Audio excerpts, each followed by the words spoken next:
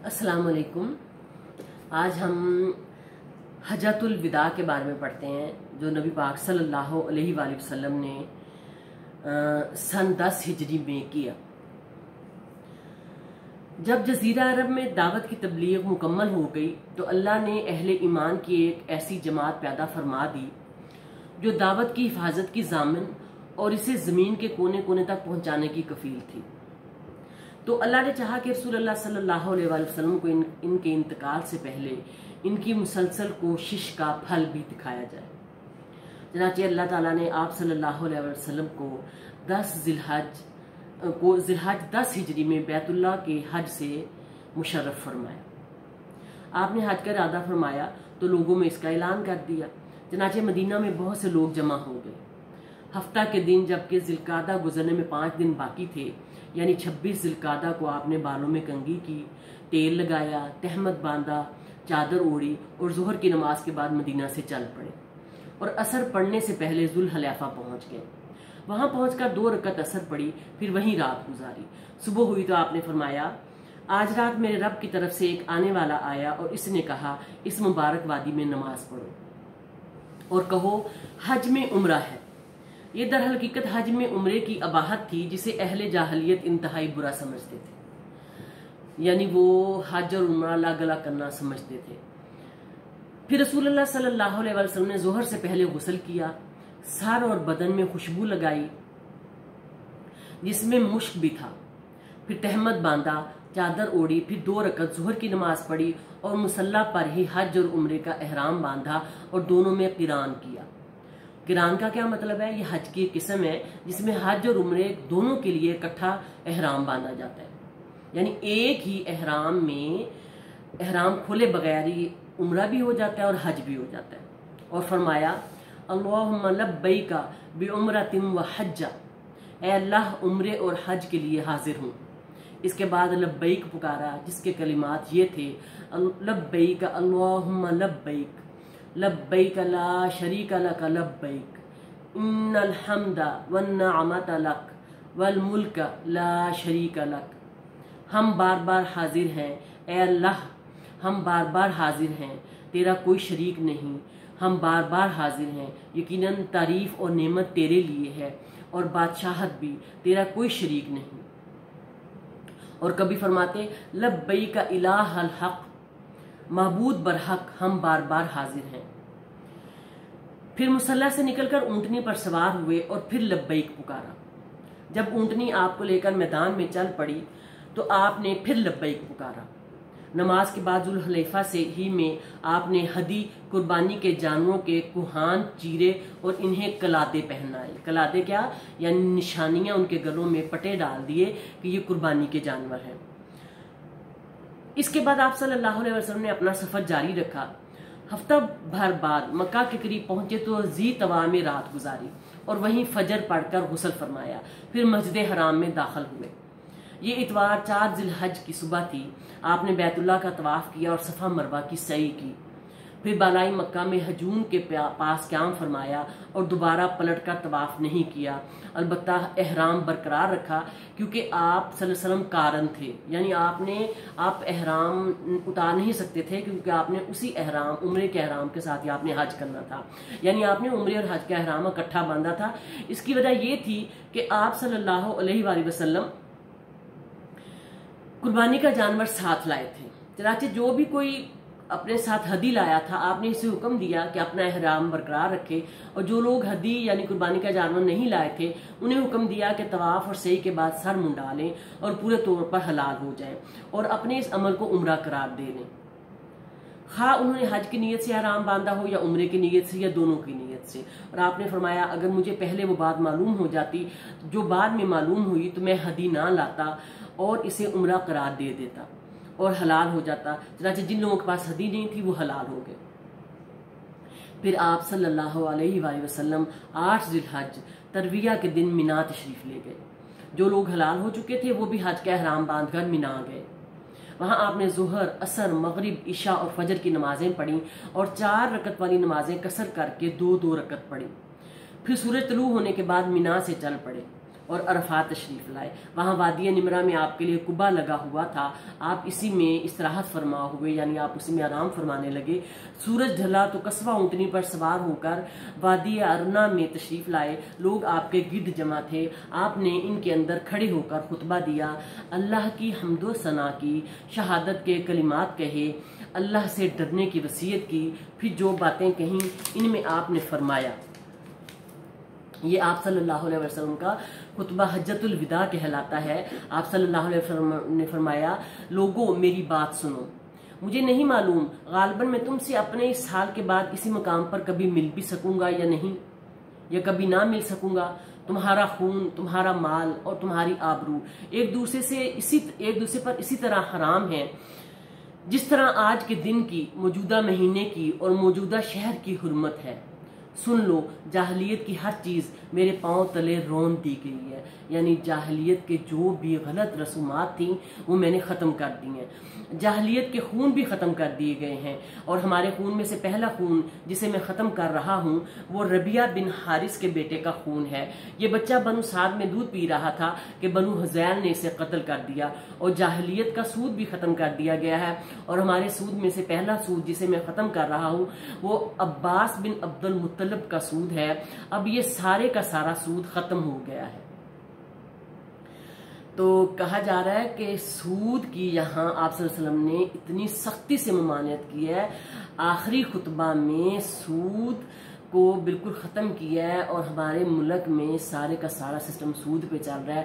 تو پھر آپ خود ہی سوچیں کہ ہم جو ہیں وہ ایز اے مسلم کامیابیاں کیسے حاصل کر سکتے ہیں، جبکہ آپ صلی اللہ علیہ وسلم کے آخری نصیحتوں میں سے ایک نصیحت تھی کہ سود کو، اور سود جو ہے وہ قرآن میں بھی کہا گیا کہ سود جو ہے وہ اللہ اور اس کے رسول کے خلاف جنگ ہے.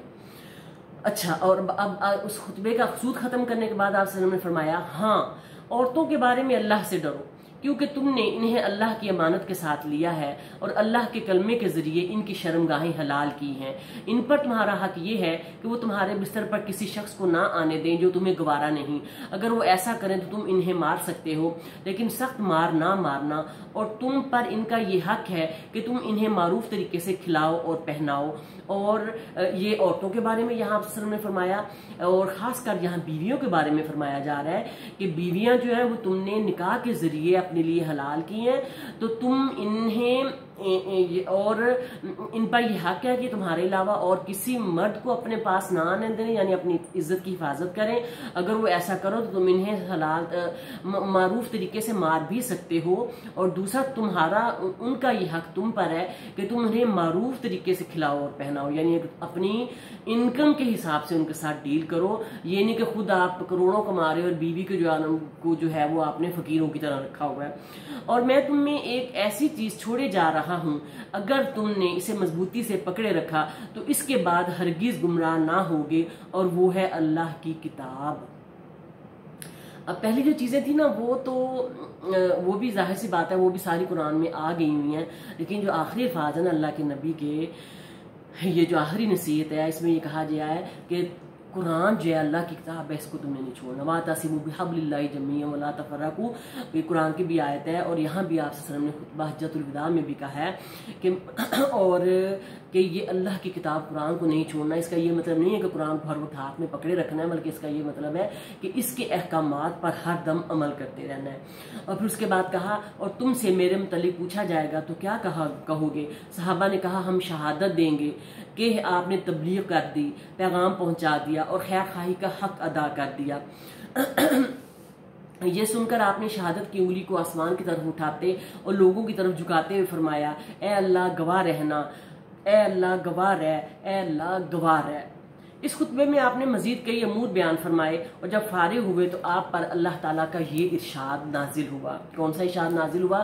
اليوم اکملت لکم دینکم واتممت علیکم نعمتی وردیت لکم الاسلام دینا. سورۃ المائدہ کی آیت ہے، آیت نمبر 3 ہے. آج میں نے تمہارے لیے تمہارا دین مکمل کر دیا اور تم پر اپنی نعمت پوری کر دی، اور تمہارے لیے اسلام کو بحیثیت دین پسند کر دیا. یہ آیت جو ہے یہ خطبۃ حجۃ الوداع کے دن یہ آیت نازل ہوئی تھی، اور اس آیت کے بارے میں یہودی کہتے تھے کہ کاش یہ آیت ہم پہ نازل ہوئی ہوتی، ہمارے پیغمبر پہ، اور اگر یہ آیت ہمارے پیغمبر پہ نازل ہوئی ہوتی تو ہم جس دن یہ آیت ہمارے اوپر نازل ہوئی ہوتی تو ہم اس دن کو عید کا دن قرار دیتے، کیونکہ ان کی بہت زیادہ خواہش تھی کہ آخری نبی ہمارے میں سے آئے، یعنی بنی اسرائیل میں سے آئے، لیکن آخری نبی جو ہے وہ بنو اسماعیل میں سے آیا، تو اس چیز کا ان کو بہت زیادہ قلق تھا اور پریشانی تھی۔ اور یہ چنانچہ یہ نعمت اور سعادت کا دن تھا، یعنی جس دن یہ آیت نازل ہوئی اور جس دن آپ صلی اللہ علیہ وسلم یہ حج فرما رہے تھے، تو یہ کون سا دن تھا؟ یہ نعمت اور سعادت کا دن تھا، خوش قسمتی کا دن تھا۔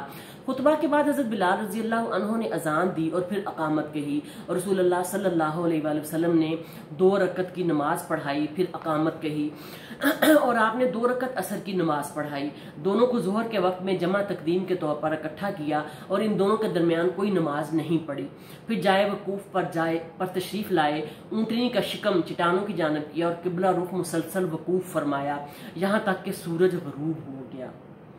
چیک کریں ذرا، اور تھوڑی زردی چلی گئی، پھر روانہ ہو کر مزدلفہ تشریف لائے اور وہاں مغرب اور عشاء کی نماز 1 اذان اور 2 اقامت سے پڑھی اور درمیان میں کوئی نماز نہ پڑھی، پھر آپ لیٹ گئے اور طلوع فجر تک لیٹے رہے، پھر صبح تڑکے فجر کی نماز پڑھی اور مشعر حرام آ گئے اور وہاں قبلہ رخ ہو کر دعا، تکبیر و تحلیل اور توحید کے کلمات کہتے رہے یہاں تک کہ خوب اجالا ہو گیا۔ اس کے بعد سورج طلوع ہونے سے پہلے مینا کے لیے روانہ ہو گئے اور جمرہ کبریٰ پر آ کر اسے 7 کنکریاں ماری، ہر کنکری کے ساتھ تکبیر کہتے جاتے، اس جمرہ کو کنکری مارنے تک آپ لبیک پکارتے رہے اور کنکری مارنے کے ساتھ ہی تلبیہ ختم کر دیا۔ نیز اس جمرہ کے پاس ٹھہر کر آپ یہ بھی فرماتے رہے کہ مجھ سے اپنے اعمال حج سیکھ لو، غالباً میں اپنے اس سال کے بعد حج نہ کر سکوں گا۔ اسے یہ بھی پتہ چلتا ہے کہ آپ صلی اللہ علیہ وسلم کو اپنی جو ہے وہ زندگی ختم ہونے کے قریب بھی نظر آ رہی تھی، اور آپ صلی اللہ علیہ وسلم کو کچھ نشانیاں بھی مل چکی تھیں اس چیز کی۔ پھر آپ مینا میں اپنے ڈیرے پر تشریف لائے اور اپنے دستے مبارک سے 100 میں سے 63 اونٹ نہر کیے، باقی 37 اونٹ حضرت علی نے نہر کیے، پھر آپ کے حکم سے ہر اونٹ کا 1 ٹکڑا کاٹ کر ہانڈی میں ڈالا گیا، پھر آپ نے اور لوگوں نے اس کا گوشت تناول کیا اور شوربہ پیا۔ اونٹ نہر کیے کا مطلب ہے کہ اونٹوں کی قربانی کی۔ اونٹ کو نہر کرنا اس لیے کہا جاتا ہے کہ اونٹ کو کھڑے کر کے ذبح کرنا سٹارٹ کیا جاتا ہے، اونٹ کو ذبح بعد میں کیا جاتا ہے۔ قربانی سے فارغ ہو کر حجام کو بلایا اور سر کا داہنا حصہ دیا، اس نے مونڈ کر 1-2 بال لوگوں میں تقسیم کر دیے، پھر بایاں حصہ مونڈ کر ابو طلحہ رضی اللہ عنہ کو دے دیا۔ پھر آپ نے اپنے کپڑے پہنے، خوشبو لگائی اور اس کے بعد سوار ہو کر بیت اللہ تشریف لائے اور طواف اضافہ کیا، لیکن صفا مروہ کے درمیان صحیح نہیں کی۔ اس کے بعد ظہر کی نماز پڑھ کر بنو عبد المطلب کے پاس آئے، وہ لوگ زمزم پلا رہے تھے۔ آپ نے فرمایا، بنو عبد المطلب تم لوگ پانی کھینچو، اگر یہ اندیشہ نہ ہوتا کہ لوگ تمہارے پانی پلانے کے اس کام میں تمہیں مغلوب کر دیں گے تو میں بھی تم لوگوں کے ساتھ کھینچتا۔ اب آپ سب کا دل کر رہا تھا پانی کھینچنے کو، لیکن آپ نے وہ پانی اس لیے نہیں کھینچا کہ کہیں لوگ جو ہے وہ اس کو بھی متبارک اور سمجھ کے اور اس کو ایک اپنا فرض ہی نہ سمجھ لیں، اس لیے آپ صلی اللہ علیہ وسلم نے نہیں کھینچا۔ چنانچہ انہوں نے آپ کو 1 ڈول پانی دیا اور آپ نے اسے پیا۔ اس کے بعد آپ مینا واپس آ گئے اور وہاں ایام تشریق یعنی 11، 12، 13 ذی الحج تک ٹھہر کر تینوں جمرات کو روزانہ سورج ڈھلنے کے بعد کنکری مارتے رہے۔ جمرہ صغریٰ سے شروع کرتے، اسے 7 کنکریاں مارتے اور ہر کنکری کے ساتھ تکبیر کہتے، پھر جمرہ وسطیٰ اور اس کے بعد جمرہ کبریٰ کے ساتھ یہی کرتے۔ نبی صلی اللہ علیہ وآلہ وسلم نے یوم النہر 10ویں تاریخ کو بھی ایک خطبہ کیا۔ یوم النہر اب کون سا تھا؟ عید کا دن، یعنی عید آ گئی تھی، وہاں بھی خطبہ دیا، جس میں خطبہ عرفہ کی باتوں کی تاکید فرمائی اور مزید نصیحتیں بھی کیں۔ ایام تشریق کے درمیانے دن خطبہ سے پہلے سورۃ نصر نازل ہوئی۔ 13 ذی الحج کو جو ایام تشریق کا تیسرا اور حج سے واپسی کا دوسرا اور آخری دن ہے اور یہ منگل کا دن تھا، نبی صلی اللہ علیہ وسلم نے جمرات کو کنکری مار کر مینا سے کوچ فرمایا اور ابتہ میں اتر کر وہیں ظہر عصر مغرب اور عشاء کی نمازیں ادا کی، اور وہیں سے ام المومنین حضرت عائشہ رضی اللہ عنہما کو ان کے بھائی عبد الرحمن بن ابی بکر کے ساتھ بھیجا کہ انہیں تنیم سے عمرہ کرا لائیں، چنانچہ انہوں نے احرام باندھا، عمرہ کیا۔ یہ حضرت عائشہ کو آپ نے دوبارہ کیوں بھیجا تھا؟ کیونکہ حضرت عائشہ جو ہے وہ اپنے لیڈیز کے ایشو، یعنی لیڈیز کے جو مینسٹریشن پیریڈ ہے اس کی وجہ سے وہ وہاں طواف نہیں کر سکی تھی اور ان کا پورا نہیں ہوا تھا، تو آپ صلی اللہ علیہ وسلم نے ان کو دوبارہ بھیجا۔ تو ان کے بھائی عبد الرحمن بن ابی بکر، حضرت عائشہ کو ان کے بھائی عبد الرحمن بن ابی بکر کے ساتھ بھیجا۔ دیکھیں عورتوں کی کتنی تعظیم ہے، اور ہم کہتے ہیں کہ عورتوں کی عزت کوئی نہیں، کہ انہیں تنیم سے عمرہ کرا لائیں، چنانچہ انہوں نے احرام باندھا، عمرہ کیا، پھر سحر کے وقت ابتح میں آ گئیں۔ ادھر نبی صلی اللہ علیہ وسلم نے ایک نیند لے لی تھی، پھر جب حضرت عائشہ رضی اللہ عنہا آ گئیں تو کوچ کا اعلان کیا اور سوار ہو کر خانہ کعبہ تشریف لے گئے، طواف وداع کیا اور فجر کی نماز پڑھی، پھر زیری مکہ سے نکل کر مدینہ کا رخ کیا۔ جب مدینہ قریب آ گیا اور اس کے آثار دکھائی دینے لگے تو 3 بار اللہ اکبر فرمایا اور کہا اور فرمایا لا الہ الا اللہ وحدہ لا شریک لہ، اللہ کے سوا کوئی معبود نہیں، وہ تنہا ہے، لہ الملک و لہ الحمد وہو علی کل شیء قدیر، آئبون تائبون عابدون ساجدون لربنا حامدون، صدق اللہ وعدہ ونصر عبدہ وہزم الاحزاب وحدہ۔ اللہ کے سوا کوئی معبود نہیں، وہ تنہا ہے، اس کا کوئی شریک نہیں، اسی کے لیے بادشاہت ہے اور اسی کے لیے تعریف ہے، اور وہ ہر چیز پر قادر ہے۔ ہم پلٹنے والے، توبہ کرنے والے، عبادت گزار، سجدہ کرنے والے اور اپنے رب کی تعریف کرنے والے ہیں۔ اللہ نے اپنا وعدہ سچ کر دکھایا، اپنے بندے کی مدد کی اور تنہا ساری جماعتوں کو شکست دی۔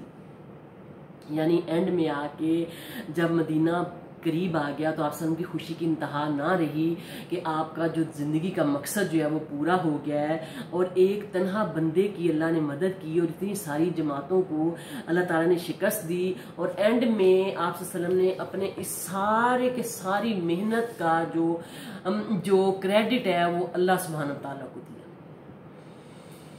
یہ تھا آپ صلی اللہ علیہ وسلم کا حجۃ الوداع۔ السلام علیکم ورحمۃ اللہ وبرکاتہ۔